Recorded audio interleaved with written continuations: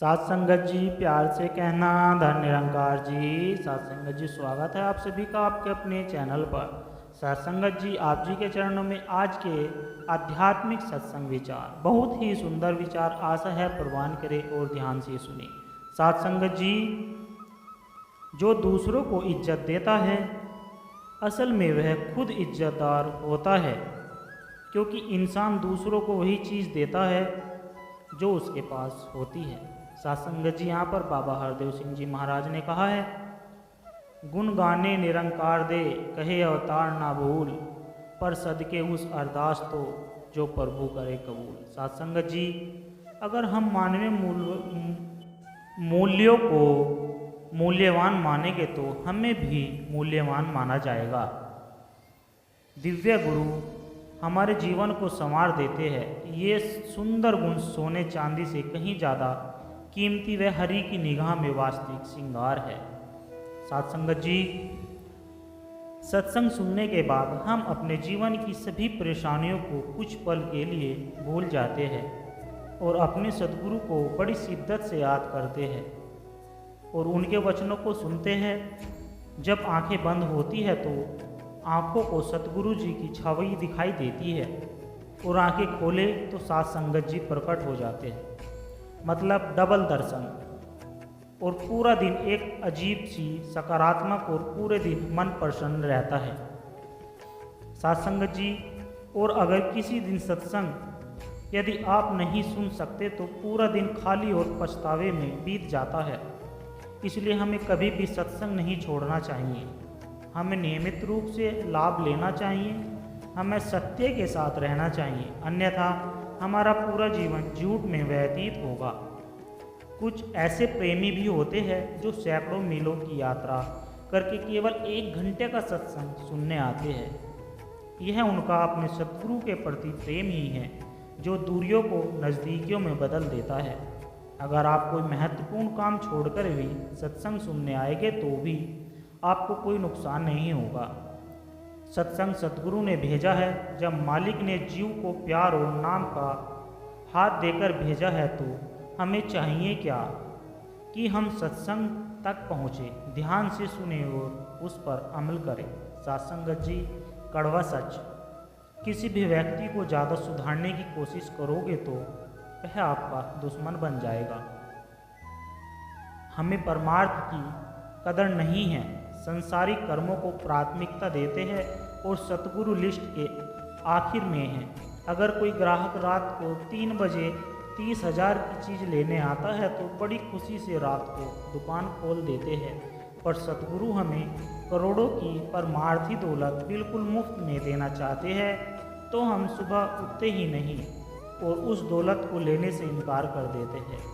हम पूछे अपने आप से, कैसे व्यापारी है हम सब गलतियां करते हैं। हमें अपनी गलतियां पर पछतावा करना चाहिए और उससे सीखना चाहिए, लेकिन उन्हें भविष्य में दोहराना नहीं चाहिए। सत्संगत जी, इंसान बहुत स्वार्थी होता है, बिना मतलब के कोई भी काम नहीं करना चाहता, चाहे वो भगवान का नाम ही क्यों न हो। अगर कोई आकर किसी व्यक्ति से कहे कि आज अमेरिका में फ्री फ्लोटिंग हो रही है, आप भी जाकर बुक कर लीजिए, तो सारा दिन सब कुछ छोड़कर सारा ध्यान अमेरिका में उस प्लांट पर रहेगा।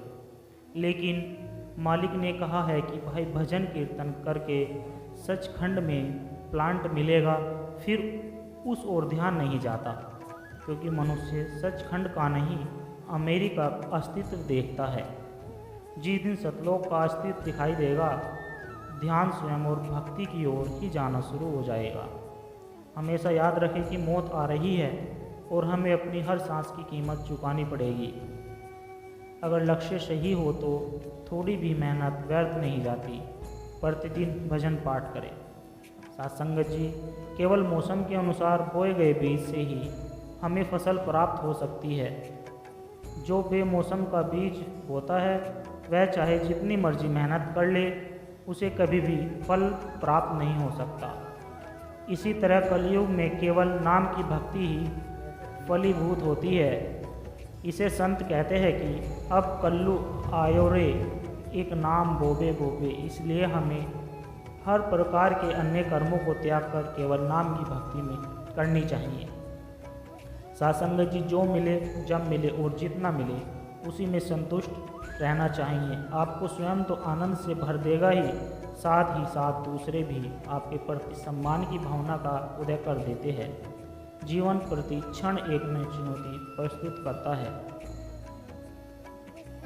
सासंगत जी, आज के प्रेरक प्रसंग, कल की चिंता। सासंगत जी,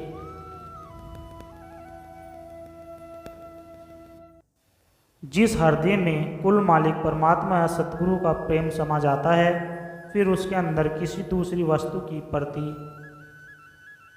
कोई स्थान नहीं बचता। इसलिए जब हृदय में नाम के चंदन का वृक्ष लगा दे तो कोई न कोई बहाना बनाकर उसका स्पर्श प्राप्त करने का प्रयत्न करते रहो, अर्थात समय निकालकर नाम की कमाई करते रहो। परमात्मा हमारे सबके अंदर मौजूद है, लेकिन बिना गुरु कृपा से उसे कोई नहीं पा सकता।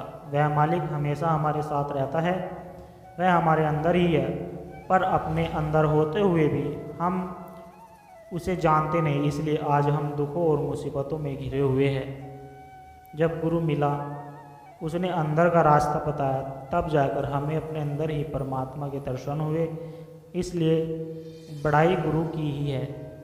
गुरु का मतलब ही दया मेहर होता है। शिष्य को तो नामदान की बख्शीश देते हुए समय ही सतगुरु या जिम्मेदारियाँ अपने ऊपर ले लेते हैं। शिष्य ने अपना कर्तव्य निभाया है या नहीं, इसका ख्याल न करके वे अपना वादा ज़रूर पूरा करते हैं। इस पर तभी विश्वास होता है जब मनुष्य अपने अंदर जाकर सतगुरु की कार्य प्रणाली देख ले। साथ संगत जी, प्यार से कहना, धन निरंकार जी।